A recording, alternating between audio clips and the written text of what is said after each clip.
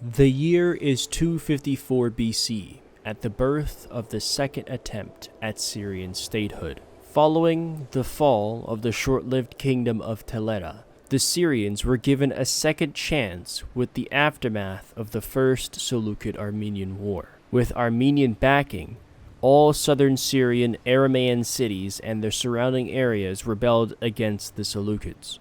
The Aramaean cities were joined in rebellion by the Greek Ionians of Laodicea, which, whether by subterfuge or popular support, were able to subsume the other Aramaean leaders in taking over the leadership role of the rebellion. Afterwards, the rebellion consolidated into a new Syrian state of North Phoenicia, crowning a new king, Menos I Killistratid. Due to the influence of the Ionian leaders who inhabited Laodicea on the coast, the state was informally known as the Kingdom of Laodicea. The Ionians were by far the elite minority in the kingdom, with the rest of the Syrian provinces outside of the Phoenician coast being almost exclusively Aramaean. Laodicea was of course a stronghold of Hellenic beliefs, and the major Aramaean cities continued to follow their traditional Canaanite practices. Due to the ruling class being Hellenic, the majority of the pantheon consisted of Hellenic figures, like Eris, Kronos, and Hecate. The temple of the Canaanite goddess, Ashtart, resided in Laodicea. In many different cults, she was connected to different things. Menos and his descendants connected her specifically to royal power, using her as a justification for the Killistratid dynasty's divine right to rule. Eventually, this would lead to Ashtart becoming the patron deity of the Kingdom of Laodicea and the Killistratid dynasty. Since independence, the kingdom found itself allied to the powerful Ptolemaic kingdom to the south, as well as the Antipatrid kingdom of Caria to its northwest. Now begins the reign of Menos I. The first issue the king had to deal with was with the unsatisfied priesthood. The high priest himself was a Canaanite of the Killistratid family. Without the support of the priesthood, legitimacy would surely fall within the eyes of the Canaanite population. Therefore, Menos made a generous donation to the temple of Ashtart. A year later, Menos solidified his Ptolemaic alliance by marrying Zopyra, a princess of the Lagid family, and within a year, she would not only give birth to their first child, but also inspire the army, which was suffering from low morale, with an uplifting speech. Zopyra would prove to be an important factor in strengthening Menos' reign. By the year 250, Menos had managed to convince the local Seleucid governor of Syria to hand over the territory to him, as Antiochus was busy fighting the Parthians in the east. This was a crucial land grab, as this now connected the city of Laodicea contiguously to the rest of southern Syria. This also brought the economically and symbolically important city of Antioch into the fold. Clearly, the arrival of Zopyra came with some adverse effects, as a few years after the marriage, the Ptolemaic opinion shifted drastically. All of a sudden, they had announced their support for all rebel factions within our kingdom, despite there being none to speak of. They also soon after sent a scathing insult to our court, further damaging relations. This led some to speculate that Zopyra or her family may have had rivals in the Ptolemaic court, who are now seeking to tarnish her reputation. Whatever the case may be, this would eventually lead to the Ptolemaics breaking their alliance with us, putting Menos into a highly precarious situation, stuck between now two hostile superpowers. In the meantime, as the Seleucids were still dealing with the Parthian invasion in the east, the Armenians, along with their Assyrian allies in Adibini, took this opportunity to invade them in Mesopotamia. While ultimately this war would amount to little if any territorial gain, it would keep the two major powers busy with one another for a while, allowing Menos to confidently focus his attention elsewhere. Menos accepted a call to war from his Carian allies, who had declared war on the Antigonids to conquer their Ionian possessions. Menos led a 6,000-strong army into Antigonid Ionia and proceeded to sack the unfortified cities in the region, including the cities of Miletos and Chios. He justified his actions by stating that he was only enacting punishment on the Ionian cities due to their continued alignment with the Antigonids. The war ultimately ended in victory, and the riches pillaged from the campaign would be allocated to building up fortifications in the capital and Antioch, and there was still much left over for safekeeping in the royal treasury. During this time in 243 BC, Zopyrra and Menos welcomed their first son, Polybius. Soon after, relations with the Ptolemaics were restored, and with a renewed alliance, Menos could breathe a sigh of relief. The next year, a major war broke out, after the Carians declared war on the Cretans for the settlement of Physkos. Not only were the Cretans allied to the Antigonids, but they also dragged in the Antipatrids of Macedon. As a response, the Carians called in their new ally, the Lysimachids. Menos also joined the war on the Carian side. While the main battlegrounds of the war were in Thrace and the Aegean, Menos' main theater of war would be in Cyprus, as its city-states still remained loyal vassals of the Antigonids. With the help of Cilician pirates, 9,000 Ionian and Aramaean soldiers landed on the shores of Salamis, and within a few months took the city. The combined armies of the Cypriots were more or less on par in terms of numbers in comparison to the Laodicean army. However, there were 4 different city-states involved, meaning 4 different armies had to come together and coordinate with one another. Ultimately, this would be a catalyst for their downfall, as each individual commander followed different strategies, making the allied Cypriot attempts to defeat Menos and his army extremely disorganized, allowing him to easily pick off smaller armies one by one. Due to this disunity, Menos would eventually isolate and wipe out the army of the city of Kition, arguably the most powerful of all the Cypriot cities, putting a huge dent into their war effort. Soon after seizing the city of Lepetos, Menos marched on to the city of Kition, which had the largest and greatest fortifications of any city on Cyprus. If he could take this city, Laodicean rule on the island would be solidified. The Cypriots put up a final stand with what remained of their battered armies at the city.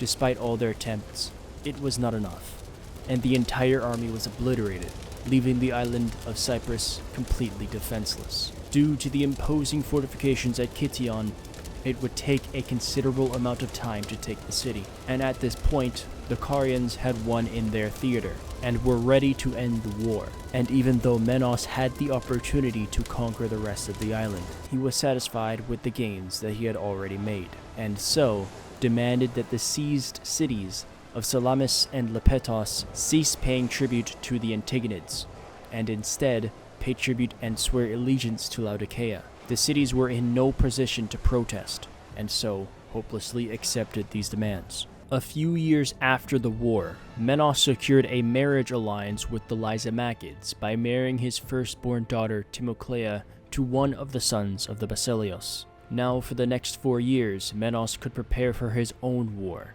On the 4th of June 230 BC, he launched his invasion of Seleucid Syria, calling in the Carians, Ptolemaics, Lysimachids, and all of their respective subjects. The Seleucids were joined by their own subjects, as well as their Bactrian allies in the east. Despite the Seleucids being heavily outnumbered, the war would still not be easy for Menos, as the Seleucids were still very wealthy, allowing them to hire the best and largest mercenary armies of the east. The first major event of the war was the lifting of the siege of Laodicea.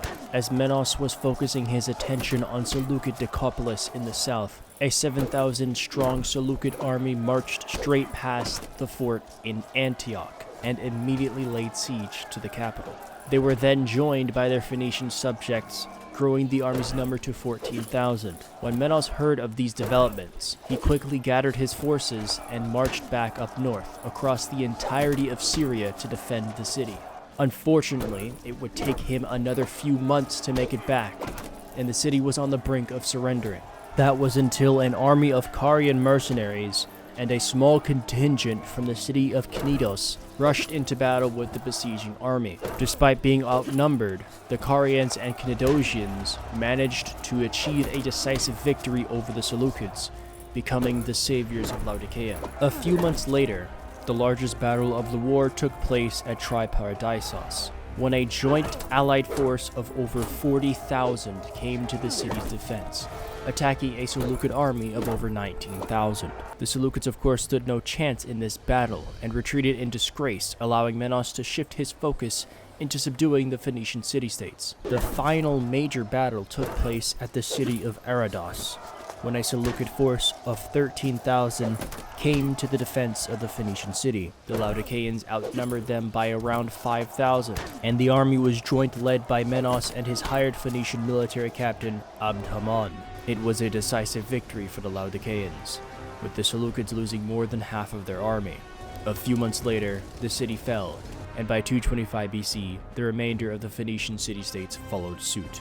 The Seleucids were now exhausted and saw no reason to continue the war. The provinces of Palmyrene and Seleucid Kerhestica were seized, while the Phoenician city-states were transferred over to the suzerainty of Laodicea as client states. Now that Saigon had been seized from Abydos, Menos immediately ordered the relocation of the throne of Ashtart, which previously resided in the temple of Shahar, the father of Ashtart. The throne was relocated to its rightful place, inside the goddess's temple in Laodicea. During this time, the Cypriot city-state of Lepathos ceased paying tribute. As Menos shifted priorities to internal affairs, Laodicea did not retaliate for over a decade, allowing the rebellious city to, if for even a moment, have freedom. After his great conquests, Menos became immensely popular amongst the common folk. In order to immortalize his image, and to further legitimize his dynasty, he commissioned the erection of a large stele in the city center of Laodicea. As long as it stands, the reign of Menos shall be memorized for countless generations. One night, a thunderous roar and breathtaking visual from over the skies took place. A divine object of sorts could be seen soaring over Laodicea, and many inhabitants assumed it was a sign of the end of creation. However, the head priest Hayanu immediately interpreted this omen as an approval from Baal Shemin, the Lord of the Heavens. He believed that Menos and the people of Laodicea had been chosen by Baal Shemin. Hayanu stated that the Lord of the Heavens must have made a slight miscalculation, as the heavenly object passed over Laodicea and landed in a remote settlement in Arca Tripoli. It was decided that it would be best to keep the divine rock where it is for the time being, until it could be agreed upon on what to do with it. This development fed into the already widespread canonization of the pantheon. By 219 BC, the majority of the Hellenic gods in the pantheon were replaced with Canaanite ones. The storm god, Baal-Hadad, who was highly venerated by the native Aramaeans, was added, as well as the father of the gods, mankind, and all creatures, El, who the Aramaeans called Allah, or Elah. The only Hellenic deity left in the pantheon was Cronus, king of the gods and the universe before the Titanomachy, and father of the first 6 Olympian gods. Cronus was identified as a Hellenic equivalent to El, due to the fact that they both fulfilled the role as father and king of the gods, before being overthrown or stepping down respectively. In the year 217, the royal family was struck with a catastrophe. The 2 eldest sons of Menos, Polybios and Hagasandros, developed a near-fatal rivalry with one another, presumably over disagreements on who was the rightful heir to the throne. The pair had arranged duels with one another, and it got to a point where Polybios, the oldest of the 2, attempted to assassinate Hagasandros. These altercations left both brothers permanently wounded and exhausted, which eventually led them to mutually agree to end hostilities with one another. Menos firmly condemned the actions of both brothers, and encouraged the 2 to build a closer relationship between them. After much effort, the pair became friends. Regardless, both brothers would forever live with the scars they gave to each other. In 212, the Armenians and Seleucids were once again engaged in war, allowing Menos to focus his efforts in subduing the rogue city-state of Lepathos and conquering it in the name of Salamis. While the 2 major powers were still embroiled in war, Menos attacked the princely temple state of Bambyke, who were vassals of the Seleucids. In the cities of Manbug and Nisibin were the temples of Atar Ata and Hadad, respectively. Taking these holy sites would greatly improve the legitimacy of the Killistratid state amongst the Aramaeans, and would surely please Baal and Ashtart. Due to the Seleucids being occupied, the Laodiceans fought in few battles. The most notable of the few were the twin battles of Manbug, where two separate relief forces numbering at about 40,000 combined attacked. In both battles, Menos and his allied forces came out on top, and after over a year-long siege, the city fell and was sacked to the fullest extent, while the city's main temple remained untouched. The most decisive battle of the war came at Dora. The location is near the site of a formidable desert fortress on the western bank of the Euphrates River. This fortress blocked Western armies from marching down the Euphrates into Babylon. If Menos could take this fortress, the path to the extremely wealthy Babylonian cities, including the Seleucid capital, would be open. Menos was attacked, however, while laying siege to the fortress by two subsequent armies back to back, who combined outnumbered the Laodiceans by about 5,000. The first army had been all but destroyed by the time the second army attacked, and due to the martial expertise of his Aramaean mercenary allies, Menos was able to completely crush the two armies, inflicting the most amount of casualties of any battle he had ever fought, with almost 12,000 men killed. After the battle, the garrison saw it futile to continue defending, and a month later, the fortress surrendered. Menos could have continued to march down the Euphrates and threaten Babylon, but he was satisfied with his gains and knew that the Seleucids would not easily give it up. On top of that, manpower was low and a significantly larger army would be needed to take the near impenetrable fortresses in the region. Therefore, in June of 206 BC, Menos signed peace with the Seleucids, conquering the Atargatid priests of Bambyke, as well as the province of Decapolis. The members of the Atargatid royal family were also allowed sanctuary within Laodicea. 4 years later, on the 1st of July 202 BC, Menos died of a heart attack at 74 years of age, being succeeded by his son Polybios. In the span of 52 years, Menos was able to take the small nascent state of Laodicea and turn it into a large and wealthy regional powerhouse in Syria. Due to his religious efforts, economic development of the core, and vast conquests, Menos was extremely beloved by the majority Aramaean population, despite himself being of the elite Ionian minority. However, the future of Laodicea is still very uncertain. On all sides, it is bordered by far stronger powers, who in the future may seek to conquer and exploit our rich lands. There's much to be seen about what Polybius' reign will entail, but as long as he and the Laodicean people have the blessings of Ashtart and Baal, they shall have no fear.